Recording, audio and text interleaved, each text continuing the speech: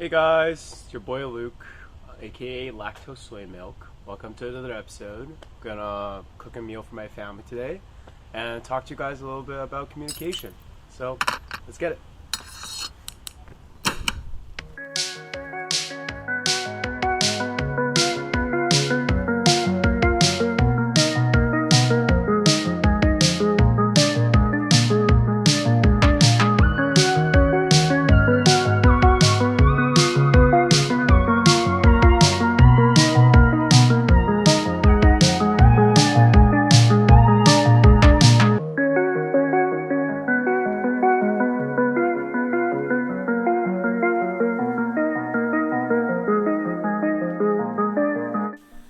Now, before we get started with the video, I want to give a quick shout out to the editor of this channel, Aria, one of my close friends. He actually gifted me the knife that you're seeing on screen right now, and actually he also made the cutting board. He ordered the knife overseas, put it together, put on the handle. So yeah, thank you so much, man. I love you, and you know how important you are to me. But yes, today we're going to be cooking 4 dishes for my family. And this is actually a style of cooking that I enjoy a lot, and also I think the style of cooking I'm best at. A lot of times when I'm asked to cook for someone for the first time, when I'm bringing over a dish for a potluck, there's always a lot of pressure to kind of deliver this awesome dish. But something that I really enjoy is just opening the fridge in the morning, kind of seeing what's in there, and crafting a little meal out of it. So opened the fridge last week, saw that we had a lot of excess daikon, and I thought, why not put it together a nice little braised daikon dish? I thought that, braising takes a decent amount of time, so why not break out the steamer, cook a steamed egg, cook some steamed Cantonese inspired style fish, and let's just get some greens in there so that we feel good and we can call it a balanced meal or whatever. Now, whenever I'm putting these types of dishes together, I always try to think about what various members of my family enjoys. I know that my mom's a big fan of seafood, so she's really going to like the steamed Cantonese style fish. I know that my dad really enjoys rice, so I know that he's going to be a big fan of the daikon dish. Pour some of that soup over the rice, and now you got a really, really good dish. And I know that my sister, she likes a little bit more, light and very texturous things. So she's actually a really big fan of the steamed egg. Now, obviously, I can't do this every single time, but whenever I open the fridge, I always try to make do with whatever I have. Now, you might recall from last episode that I started to cook for my family in grade 6, but it took a little while for me to build up my confidence. It really started with a meal here and there, sometimes a messed up tomato and egg noodle soup. But eventually, by the time I was in grade 8, I started to become a lot more confident. I started to pretty much cook these types of meals every single weekday. And this went on until I actually left for university when I was 18 and 19. I remember when I was in high school, I would actually open the fridge door in the mornings and start kind of brainstorming throughout the day. I'd be at rugby practice, getting really tired and just feeling super excited about the fact that I was going to go home and cook some pork chops or something like that. But yeah, like these type of meals were something that I really look forward to putting together. I was someone who was really pushed by my parents to do a lot in high school. So after school, I would always have an extracurricular to head to. I'd have a lesson to go to, or I'd be playing some sort of sport. When I came home after dinner, I would have to do a lot of homework or extracurricular work. So the only time for me to really connect with my parents was actually at the dinner table. Dinner really became something special to me. I looked forward to not just cooking it, but also sitting down at a dinner table, seeing how my family liked the dishes I cooked, seeing their feedback, asking them how their day was.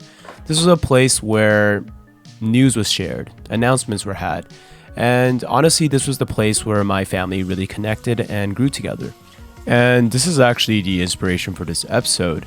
Like most teenagers, I definitely had a very long phase in my life where I didn't really connect with my parents. Especially near to the end of high school, I felt very distanced from them. I felt alienated. I felt like my problems weren't being heard. I felt like when I was trying to communicate with them at the dinner table, I was kind of just talking to a brick wall. I started to become very resentful and very angry. I started to blame them for the fact that they didn't understand a lot of the things I was communicating. And in my mind, I was communicating these things perfectly. And this all accumulated to actually at the end of high school, I chose to go to a university that my parents did not agree with at all, and we actually kind of broke down communications for a little while. I went off to university, had to do my own thing, realized that money wasn't going to be coming into my bank account for no reason, had to get a job, had to start learning to budget, take care of myself. And to be completely honest, in that first year of university, I didn't really communicate with my parents too much. Now, like most people who go to university, this was a new experience for me, a whole new world. And I found myself making a lot of new friends and also having a few romantic encounters here and there. And one of these encounters that I had specifically in first year, I remember we were at a coffee shop and this person was talking to me about this idea of love languages, that different people had different ways that they wanted to be communicated with in order for them to feel love. That some people needed words of affirmation. They wanted to be told that they were doing a good job. Some people wanted quality time. They wanted people to spend time with them and really show them through that way that they matter. While other people can communicate through things such as acts of service. And I didn't think too much of it at that time, but later on, this specific conversation actually really came back to me, and it really made a lasting impact on my relationship with my parents and friends, coworkers, and honestly just any relationship from that point on. Now, before we get too carried away with the story, I do want to give you guys some tips in the kitchen. Quick full warning, I am not a professionally trained chef. I've actually never received any sort of formal training for cooking. I'm just someone who really likes to cook. I cook all the time and I love to cook for other people. So the first tip I want to give you is in terms of coming up with these type of family meals. How do you put these type of things together? And I would say the first tip I would give is balance, and the second tip I would give is in terms of cook time. What I mean by balance is obviously, just the food groups. I'm someone who is a big fan of eating a lot of different types of foods. So I love veggies, I love meats, I love carbs, and I always try to have a good balance of everything during every meal. And, just look at what's available in your fridge. Try to find something in each category and make something out of it. And what I mean by cook time is I'm also someone who is pretty busy and also very, very, very lazy. So what I like to do is think about things I can cook simultaneously, think about something I can, just throw into the oven and leave it there while I'm working on other things, just so I can kind of minimize the amount of time I'm spending in the kitchen. So I would say really pay attention to these things when you're actually putting together these type of meals on a week-to-week basis. Now, in terms of cooking each and every single one of the dishes on this video, I'm going to give you guys some alternative tips. So with the braised daikon dish, the key here is actually just to cook it for enough time. The first few times I made this dish, I only cooked it for maybe 1 hour, 1 hour and a half. And honestly, I think anything under 2 hours is not going to work. The radish has a very, very strong and pungent taste. And if you don't cook it enough, it's not going to absorb all the flavors and it's going to really have that very, very, very sharp, I don't even really know what to call it.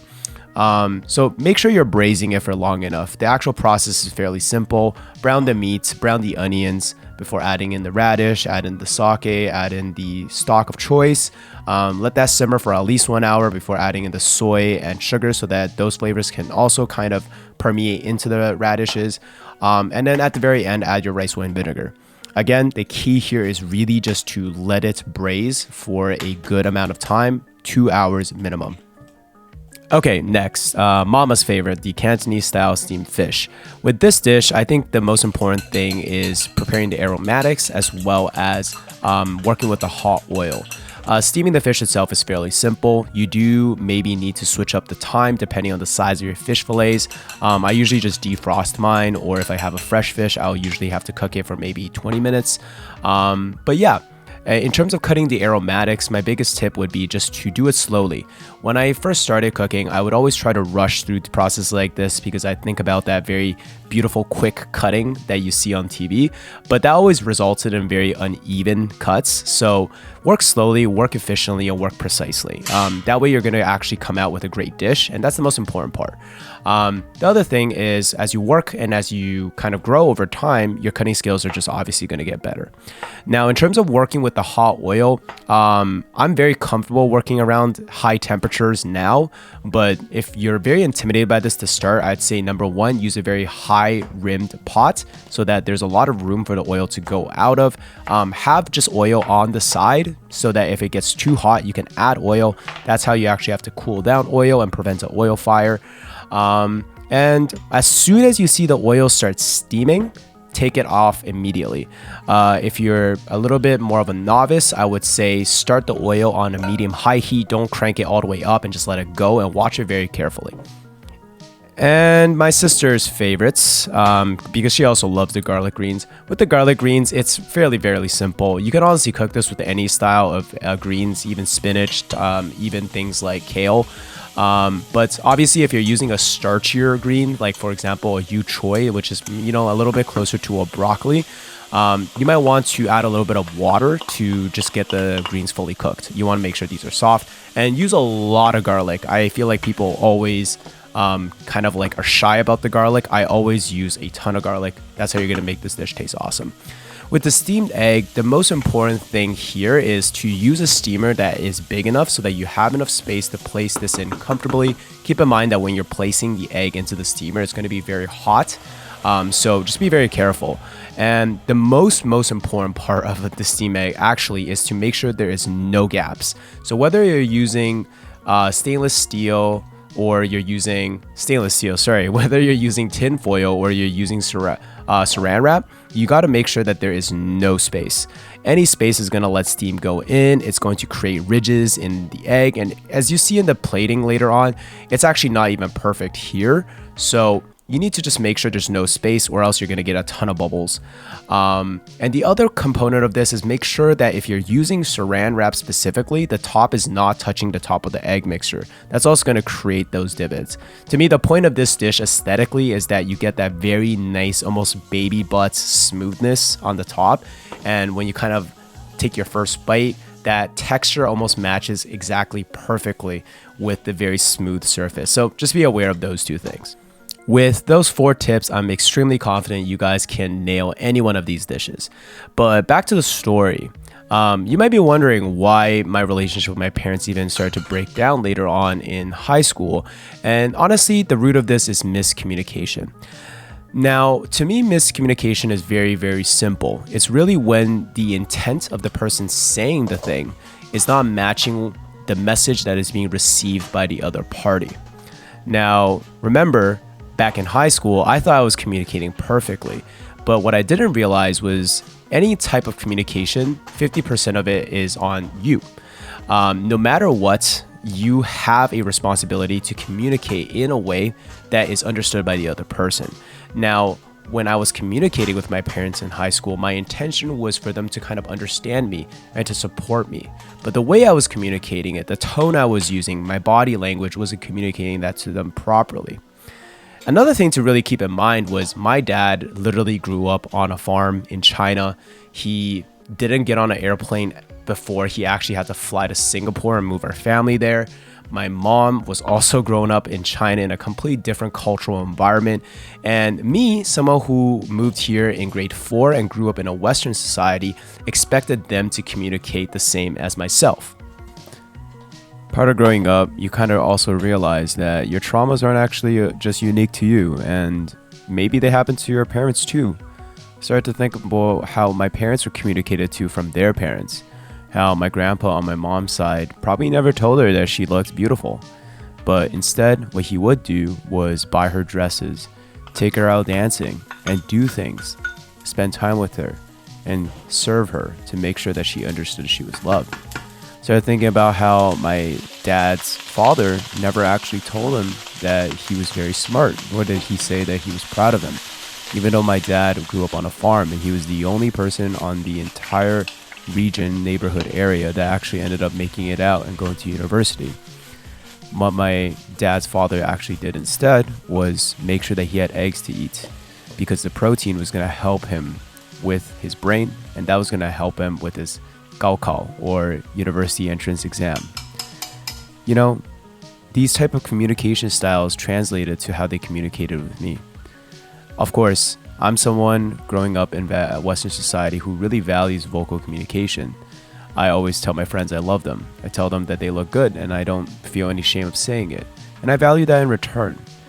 But just because my parents don't communicate in that style doesn't mean that they don't value me, and it doesn't mean that they don't love me. How I ultimately came to this realization was actually in the second half of first year. I was coming back home for Chinese New Year. And I was just thinking around that time how I kind of really missed cooking. Being in university for a year, I didn't really cook that much and kind of missed, just having access to lots of woks, lots of different pots, a steamer, just thinking about all the cool tools in my kitchen. And I honestly really missed it. But as you guys know, we weren't on great terms with my parents at that time. So I remember, just talking to my sister a little bit about this. And when I came home and I opened the fridge, I noticed that there was a lot of ingredients I love to cook with. Noticed there was the eggplant that I love making. Noticed that my mom bought a bunch of whole shrimps that I love cooking for her.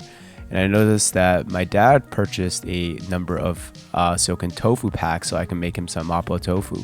And I got right to it. I started cooking. And when we sat down at that table, despite the tensions that still existed, we were able to have a good conversation. And that's when I really realized my parents understood me way more than I gave them credit for. I thought that they kind of just misunderstood me. They ignored me. They weren't paying attention to my needs. But the reality of it is they understood me to a way deeper level than I could have even imagined. They not only recognized that I had this desire to serve them, but they recognized and gave me an opportunity to do it. So I want to take this opportunity to just share this quick message with you guys. Just because someone isn't communicating to you in the way that you want doesn't mean they're not communicating. Just because my parents didn't vocally say that they liked the decisions I was making with my life, that they were proud of me, and that they trusted me with my future, they were actually screaming it through their actions and through the time they were spending with me. So, do a little exercise for yourself. Imagine someone you love deeply, and imagine how you would communicate that to him. Would you buy them a gift? Would you cook them a meal? Would you make them a sweater? Or would you just tell them? And realize your method of communication might not be the same as theirs. So I hope if you get anything from this episode, number one, cook that steamed egg dish because honestly, it's bussin'. But also, be more perceptive about the way you communicate and the way other people communicate with you. Humans are the reason why we live. There'd be no point of eating meals if we didn't have other people to share it with. So let's keep that steady with solid communication. Love you guys a lot. Hope you guys are staying hydrated. Hope you guys are eating well. And I'll see you guys next week. The episodes are always going to be as heavy as this one, but I'm always going to be sharing what is authentic to me. So hope you guys stay.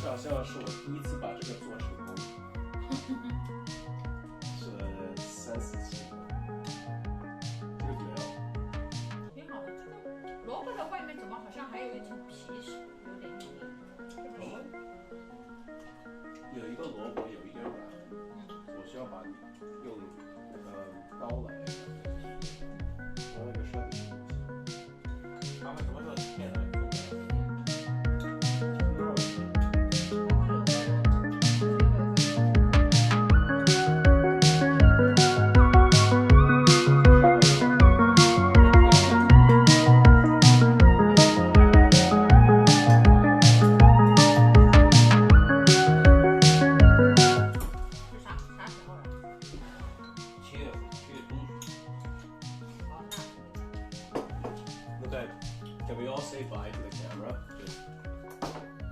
Bye!